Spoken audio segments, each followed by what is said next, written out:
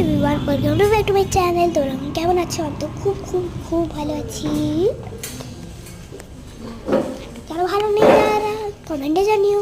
আজকে আমার দিনে খুব ভালোই কাটছে, অতটাও আমি ভালো নেই কারণ আমার গলা ব্যথা আর একটু সর্দিও আছে। শুনলেই তো পেয়েছো না। আজকে আমার দিনটা এত যে সুন্দর কাটছে আপনাদেরকে বলে বোঝাতে পারবো না।